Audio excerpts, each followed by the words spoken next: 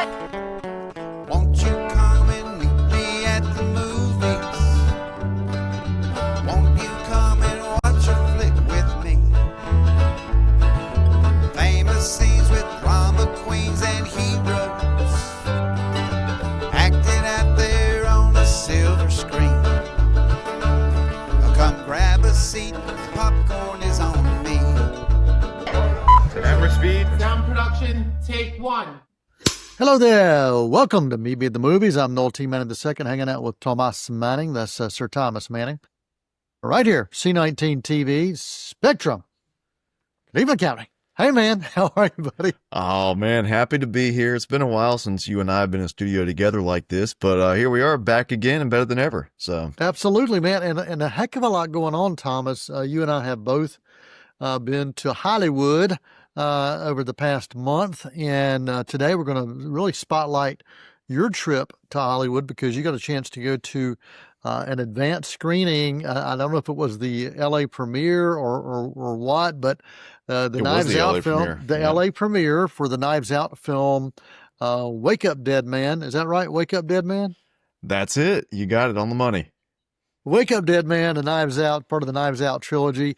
So you got a chance, Thomas, to go to the premiere, but also got a chance to do a few other things as well. And then while you were there, you went to a Directors Guild of America event for the movie Hamnet. So, man, you had a whirlwind LA Hollywood experience in just a couple of days. Yeah, all of this over the course of 36 hours. I was on the runway in Charlotte on Monday morning at like 8 a.m. By that evening, I was at the LA premiere for Wake Up Dead Man. The next day, it just so happened that indeed they were having a DGA screening for Hamnet. So I managed to fit that in before I had a red eye flight back home. And then I was in the office back at the Cleveland County Arts Council the next morning. So I will give my all for the arts. I think that's, you can see that. Yeah, the Reel to Reel Film Festival was truly on location for sure. That's absolutely. And you got a chance to actually spend some time with a Reel to Reel alum while you were there in Hollywood as well. So that was kind of cool. That's right. Mr. Ryan Stephen Green, he directed the documentary It's For You, Payphones of Los Angeles. It was a 2024 Reel to Reel Award winner, actually the Festival Directors Choice Award. And I've stayed in contact with Ryan. He's an excellent filmmaker and, an even better guy as well. So I figured if I was out there in his neck of the woods, I had to reach out. And, I think it's a, friendship that's going to continue for many years. Well, awesome. Well, Thomas, we've got a lot to talk about. And do you want to dive in with the review first of Wake Up Dead Man or the experience first? Where would you rather dive in? Yeah. So I guess I'll kind of set the stage with the experience. Just knowing that I got an invite to this that was relatively exclusive. Not many people got a chance to go to the LA premiere, and I did not take that for granted. I knew I was going to make the most of this and just want to, continue to make it known how grateful I am that I get opportunities like this. And you and I, we've said it 100 times, we'll say it 100 more times, the fact that we're from Bowling Springs, North Carolina, and we get a chance to go hang out with Oscar winners and Oscar nominees and people, colleagues of ours who do this every single day for a living. It's just really an incredible privilege. And so I know you had that with Jay Kelly for the premiere of that, and you've had a handful of other premieres over the years, like The Irishman. But this was my first time with an experience of this caliber, and it was kind of my first time out there in LA by myself. So it was all up to me. Sometimes I have trouble navigating around cities and figuring out how to call an Uber. But, if you're going to give me a chance to see a new Knives Out film, then I will make whatever sacrifices for my personal comfort that I have to make. If I'm like, okay, you know what? I'll figure out how to use this Uber voucher. I'll make it work. When they try to fold Thomas up and put him in the luggage rack, that's an issue, but he figured it out. Out. Yeah, I did. I said, okay, it's only a 5-hour trip. It's only temporary and it'll be well worth it. And so, the screening for Wake Up Dead Man was at the Academy Museum Theater. Ryan Johnson was in attendance, and in addition to lead actor Josh O'Connor, and a handful of the other cast members were there: Josh Brolin, Kerry Washington, Kaylee Spaney, And then there was a special video introduction message from Detective Benoit Blanc himself, Daniel Craig. And then, got to talk to Ryan a little bit at the after party as well, which was on the roof of the Academy Museum, which, you get a beautiful view of the Hollywood Hills in the distance lit up in the night. And, I got to go up to Ryan and just, basically what I told him is, thank you for making movies that inspire me to chase whatever I'm chasing in my own life, because I can see that he's chased his love of filmmaking and taking it as far as he can go, and he's going to continue taking that far. And that's kind of inspired me to do that in whatever, whatever area of my life, personally or professionally or creatively. To have that chance to talk to Ryan and just tell that to him directly, that really meant a lot to me. And then, the following morning at the press conference as well, I got a chance to sit there on the front row and ask a question directly to him, that we got a response for, which we'll talk about later on in the show. But, everything about it is just unforgettable. I mean, there's really no other words to say about it. Well, do you want to go ahead and set up that interview quote? Do you want to go ahead and do that now? Talk a little bit about that press conference quote. Yeah, for sure. So one of the things that I'll talk a little bit about more in my review, the cinematography in this film that Ryan Johnson is teaming up again with his close friend and collaborator, Steve Yedlin, who they've been friends since they were teenagers. They've worked together on 7 feature films now, even going back to 2005's film Brick, and then all of Ryan's original films after that, and then even took him to the Star Wars universe with The Last Jedi, and now he's still been the DP on all of his Knives Out films. And in this film in particular, the way that the lighting plays with the characters, the way the lighting is kind of a commentary on the theme of darkness and light. There's a lot of spiritual elements to this film, a lot of spiritual elements of darkness versus light, and you see that come in with the cinematography. So, I got to ask Ryan generally about his collaboration with his good friend Steve, and he provided a wonderful answer, which you will hear right here. So, Ryan, you've worked with your cinematographer, Steve Yedlin, on all 7 of your feature films going back to 2005.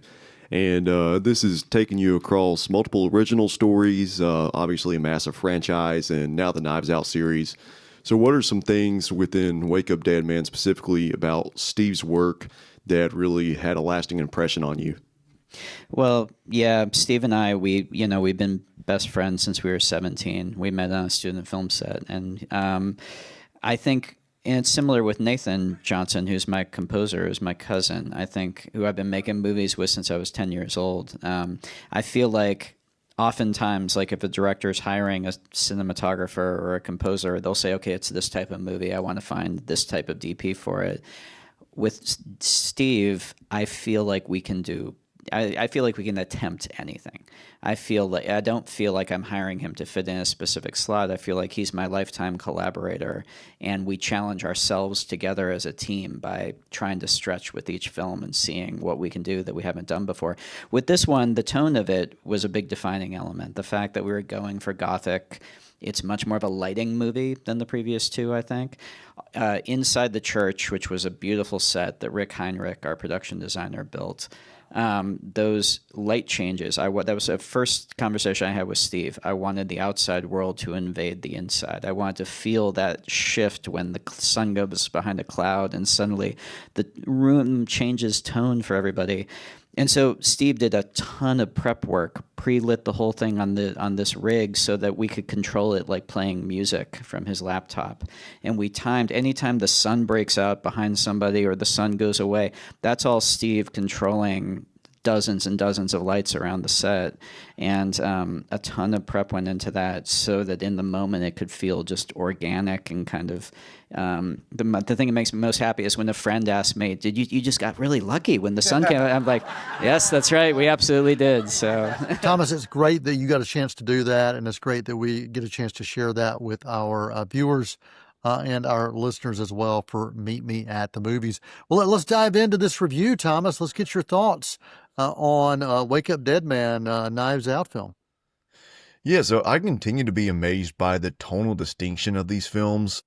Now we've had three of them, from Knives Out, which was your kind of cozy autumnal mystery with people who, you're like, oh, that's my uncle right there, that's my cousin right there. I know people like this.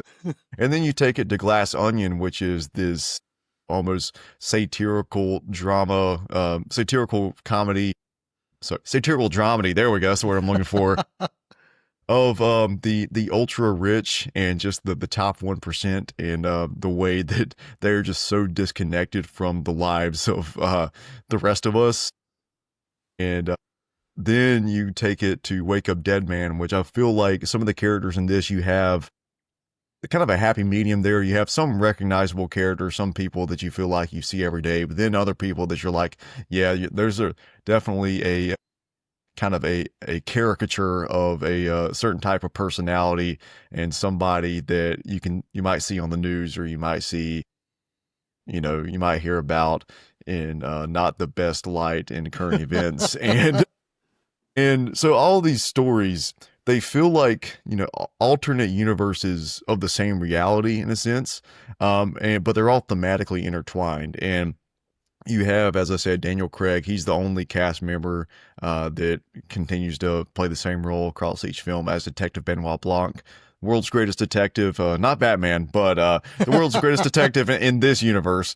And really, these are films about his journey across the world and seeing how there are these exploitative practices in so many aspects of society.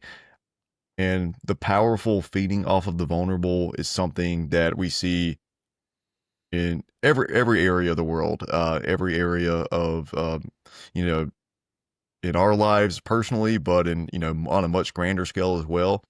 And I think it's really been fascinating to see the arc of Benoit Blanc over the course of this trilogy at this point. I mean, it's probably going to expand. I would not be surprised if it turns into something beyond a trilogy, but if we just get these three films, I think that's perfect as is. And the character that Benoit Blanc comes in contact this time, that kind of their relationship serves as the emotional core of the film, is Josh O'Connor's character, he's a burdened Catholic priest. He's got a checkered past, and he's really trying to hold on to his convictions and hold on to his faith in the midst of these chaotic circumstances that the world is doing everything it can to make him falter in his faith. And that kind of goes back to what I mentioned with the spiritual forces of light and darkness going against each other. And I think it's definitely not your traditional faith-based film that you hear about, in not that general audiences would hear about with a faith-based film, but I think this explores the concept of faith and relying on that faith in a positive way. I think it looks at that better than a lot of other films that I've seen in quite some time. And I think it's really special to see that in, a massive studio film coming from Netflix like that. And it kind of looks at how the concept of faith is something that some people, some groups at large have, once again, as I said, exploited that and used that to cause more harm and division than what it should be as a bridge to connect people from all over. And so I think, this film does a great job of, finding that balance of looking at the positive and compassionate potential of faith, but also seeing how there have been definitely instances over history where it's caused some pretty difficult strife in certain regards. Right. Well, Thomas, one of the things that we see in all of these films that you've mentioned, part of the Knives Out trilogy, the power of the ensemble cast. And, we have that Daniel Craig that is the common thread, Benoit is that common thread through each of these, but it really is an ensemble driven trilogy for sure. That's right. Yeah. So I'll just read off a few of the other names. Josh Brolin, Mila Kunis, Jeremy Renner, Kerry Washington, Andrew Scott, Daryl McCormick, and then as if that was enough, Glenn Close is in there with a true powerhouse performance. That she, I think, really, aside from Josh O'Connor and Josh Brolin, I think Glenn Close is just, she is the knockout punch for this. And when you see the movie, you'll understand the pun of knockout punch. We'll just say there's a character in this film who was a former boxer, who, and and then one more quiet standout that I'll mention, Kaylee Spaney, and she's someone that you and I first saw in a movie 7 years ago now called Bad Times at the El Royale, and Yes. with each successive role of hers, I think she continues to prove herself as one of our next great movie stars. We saw her in Civil War a couple years ago, Alien Romulus last year, and now she's in this as a former musician who has had her passion taken away from her, and then she's being exploited by certain individuals, and it's just one of those films, or one of those series where each individual actor, it feels like they're playing a role that was made specifically for them, which is interesting. When you talk to Rian Johnson, he says that he doesn't write with anybody in mind because he doesn't want to disappoint himself if he's not able to cast that particular actor. So it's just, I guess, the universe just bringing Rian Johnson together with just the right people for just the right roles. And so, yeah, you think with each film, how are they going to continue to build on this and not just make the ensemble cast a gimmick? Eventually they're gonna, maybe their eyes are going to be too big for their stomachs, or however that saying goes.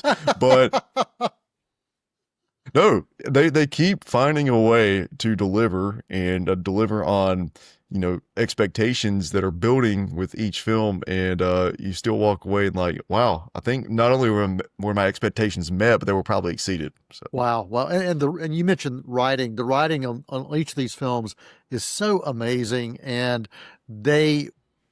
while the ensemble works, the lead of Daniel Craig works. Without the writing of these films, there's no way in the world it would have this kind of staying power that they have. Yeah, this creative marriage between Rian Johnson and Daniel Craig. I'm glad this was another note from the press conference. Ryan mentioned that as long as he and Daniel want to keep making these, they'll make them forever, and that this isn't a series that he would ever pass off to anybody else, because it's basically his child. And without either one of them as the pillars, then it would not have the same effect that it does. And I think that's a great decision. I'm really glad that they're both conscious of that. Absolutely. Well, Thomas, it's about time for a break, but I want to give you a chance to give any final thoughts on this film, Wake Up Dead Man, the Knives Out, part of the Knives Out trilogy, before we go to that intermission and come back with more of your Hollywood trip with the Hamnet review. Yeah, well, one quick thing. There's a certain town that this film takes place in called Chimney Rock. It is not the Chimney Rock of North Carolina that our local viewers may be familiar with, but I would love to talk to Ryan to ask him if he was familiar with that town, and if that was possibly the inspiration for Chimney Rock, which, that was just that was a really weird phenomenon, sitting there in LA and seeing Chimney Rock. I'm like, hold up. Was this for me? Was this made for me? But yes, Wake Up Dead Man, it is one that I will continue to return to many, many times over the years, as I've done with Knives Out and Glass Onion. And whatever Rian Johnson and co does next, I'm all in. So I'm going to give a solid A to Wake Up Dead Man, and not just because of the great experience, but because it was a terrific film as well. Awesome. Solid A for Wake Up Dead Man, a Netflix film that you can definitely find this holiday season. We're going to take a quick intermission. We're going to come back with more right here on Meet Me at the Movies, and talk about Thomas's experience with an Oscar-winning director bringing a film that ties into Hamlet, but it's not called Hamlet. So stick around for more right after this. Won't you come and meet me at the movies? Won't you come and watch a flick?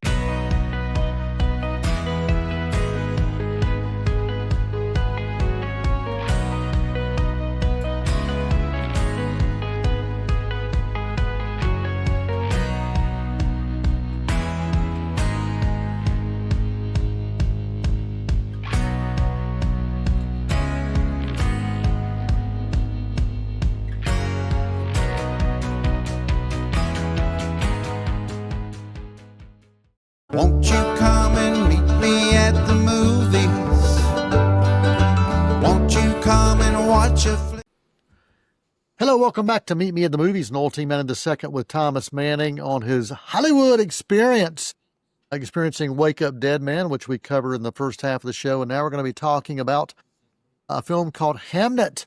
Thomas, you got a chance to go to the Directors Guild of America screening for this, the DGA screening that also had a Q&A. Give me some thoughts on this film, Hamnet, and your experience as well. Yeah, for sure. So, you and I often get invites to screenings in LA or New York that we're not able to make it to. But since I just happened to be there for Wake Up Dead Man, I thought let's look on the calendar, see what else is going on. Well, right down the street there is a DGA screening for Hamnet, which is Chloe Zhao's new film. Of course, the Oscar winner for Nomadland back in 2020. She also directed The Eternals, but this film is, I think, kind of going back to her smaller scale roots, at least compared to The Eternals. And she was there in attendance for this film. Also, the cast: Jesse Buckley, Noah Jupe, friend of the show who you've interviewed, Jacoby Jupe, his younger brother, and Joe Alwyn. And so I went into this movie knowing very little about it, and I actually thought it was an adaptation of Shakespeare's Hamlet.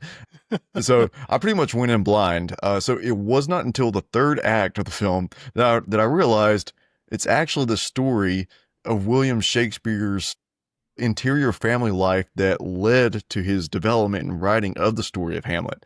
And I honestly think that was the best way to watch this for me personally, just for that major light bulb moment. And then the last third of the film to be like, oh, okay, that's how we ended up here. That's what led to this. And that's why I was trying to put together, okay, who is because I know the characters of Hamlet decently well, and was trying to figure out where everybody fell into place. And then I realized, it's Shakespeare himself, who was played by Paul Mescal in this regard. And I'll say this movie really kind of looks at the question of why does art exist?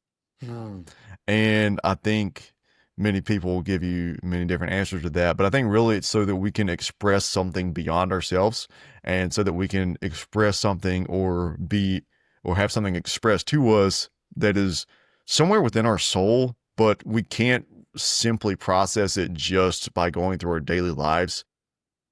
We need it to be reflected in something for us to fully kind of realize its impact. Without art, we'd probably just kind of crumple under the weight of reality. And sometimes I do that even with art, so I can't imagine how it would be without art.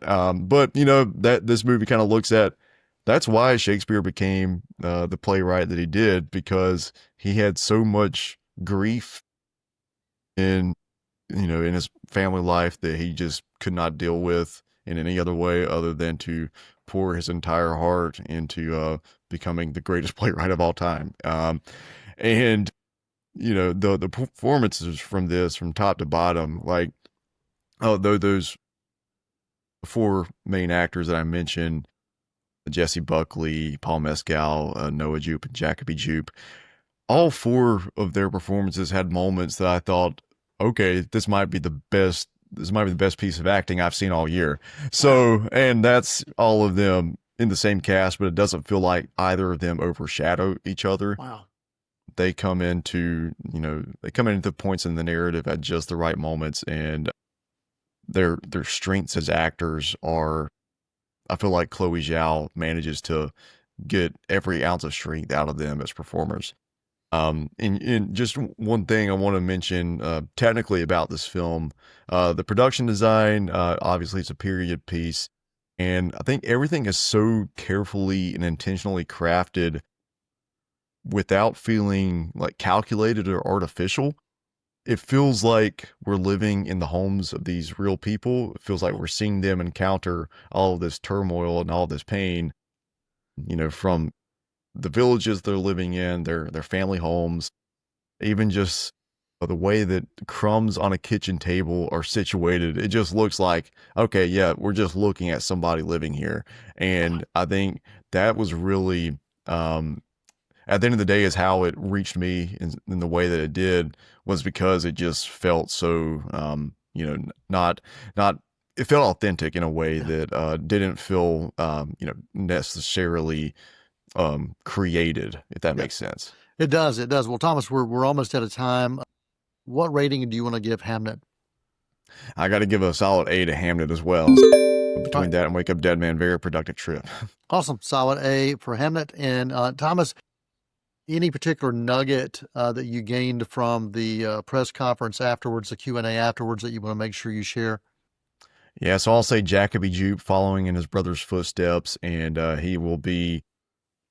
think he will have a career just as successful as his brother, who's a few years older than him. And I hope they both have very long careers, and that we both get more from them and more roles from them together, because seeing them interact in the Q&A was a lot of fun. And you can tell they have a very close relationship as well. And so it was a pleasure to see Jacoby Jupe, who is very well media trained for someone as young as he is. He knows exactly what he's doing, and he's really good at talking about his craft as an actor, and he's just an incredibly funny individual as well. So awesome. Thomas Manning, thanks for spending time with us right here on Meet Me at the Movies and giving us your thoughts on Hamnet and also Wake Up Dead Man and your experiences in Hollywood for these two films and these special screenings. Thanks to the Critics' Choice for helping to provide this opportunity, along with Netflix and the DGA as well. For everyone, we do encourage you to send us your email, info@c19.tv. We'll be glad to respond to those. And thanks for spending time with us always. And during awards season, you're going to be hearing a lot more about films just like this on Meet Me at the Movies. For the entire cast and crew, and for Thomas Manning, I'm an old team Manning II, and that is a wrap. Many films to view until we meet again. Next time we see you, we'll gladly fill you in. We'll tell about the happy and the sad ones. We'll talk about the good ones and the bad ones. Many films to view till we meet again.